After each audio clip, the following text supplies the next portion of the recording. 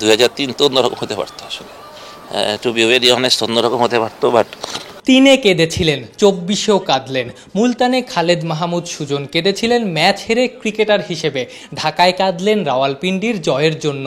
জয়টা যারা এনেছেন ক্রিকেট রাস্তায়, তাদের হাঁটি হাঁটি পাও সুজনের হাত ধরে।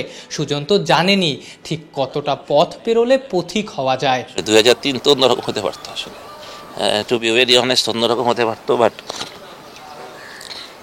আমি মনে করি যে তখন হয়তো আমাদের এক্সপিরিয়েন্স ছিল না, ডিআরএস রুল ছিল না। একটা ইয়াং টিমের জন্য, ছোট দলের জন্য ডিআরএসটা যে কত ইম্পর্টেন্ট আজকের টেস্ট ম্যাচে বোঝা গেছে। চান মাসুদের কটবেনটা না হলে কি হতো, বা এরকম আম্পায়ার তো আউট দেয়নি না, ডিআরএসের সূত্রে আউটটা পাওয়া।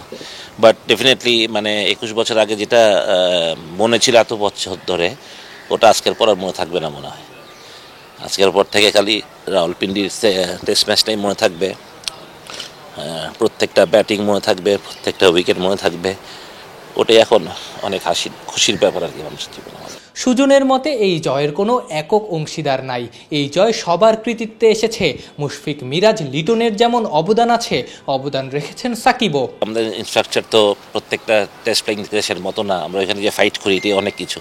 বাট তারপরে ওরা যে এই ছোট পরিসরে, ছোট সীমাবদ্ধতার মধ্যে ওরা নিজেদেরকে মেরে ধরে বারবার ভালো ক্রিকেট খেলা, আমাদের মুখে হাসি ফুটিয়ে আনে, এটা অবশ্যই কৃতিত্ব সবার। অবশ্যই বোর্ডে যারা ছিলেন বা এখন যারা আছেন বা যারা আগামীতে আসবেন, আমাদের সামনে জ্বরই পালা, আমি এগুলো মনে করি। সত্যি কথা, আমাদের ইয়াং টিম দেখতে ভালো লাগে যে বাচ্চা ছেলেরা ভালো খেলছে, মাঠে ফাইট করছে। আপনি দেখেন প্রত্যেকটা ছেলে ইয়াং, শরীফুল, নাহিদ রানা কিংবা হাসান, সবাই কত বয়সে ছেলেগুলার, কিংবা খালি আমাদের এক্সপিরিয়েন্স বলতে মিরাজ, সাকিব, মুশি বা লিটন দাস বা কোনো অর্থ শান্তও হয়তো, বা তারপরেও কতটা টেস্ট ম্যাচ ওরা খেলেছে।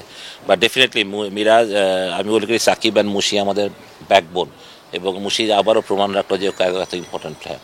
ওরা এত বছরের পরিশ্রম, মানে ও যে প্রতিদিন হার্ডওয়ার্ক করে, নিজেকে মেরে ধরে, চেষ্টা করে প্রতিদিন, এটারই ফসল আমি মনে করি। প্রত্যেকটা যে কষ্ট করে যে বিল্ড আপ করেছে ইনিংসটাকে, সাথে লিটন এবং মিরাজের যে একটা কন্ট্রিবিউশন, যে 6 নম্বরের পার্টনারশিপটা, ওইটাই মানে ম্যাচ ডেফিনেটলি সেকেন্ড ইনিংসে মিরাজ 4 উইকেট, সাকিবের 3 উইকেট, বলতেই হবে যে মানে আমরা প্রেশারে কিন্তু একবারও, আমি আজকে যেটা সবচেয়ে আমার ভালো লেগেছে, ছেলেরা তাড়াহুড়া করেনি, এক জায়গায় বল করে গেছে, মানে তৈরি করেছে এরকম সিচুয়েশন, উইকেট নেওয়ার ভালো ব্রিলিয়ান্ট কিছু ক্যাচ হয়েছে 2 ইনিংসে বিলে।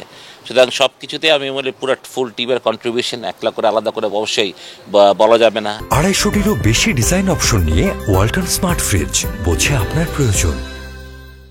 দেশের অন্যতম সেরা এই কোচের ভাবনা, জয় তো এলো, এখন ধারাবাহিকতা ধরে রাখতে হবে। সেই লাইনটা কে না শোনেনি, স্বাধীনতা অর্জনের চেয়ে যে রক্ষা করা কঠিন। আফনান পিয়াল, অলরাউন্ডার। না, অবশ্যই।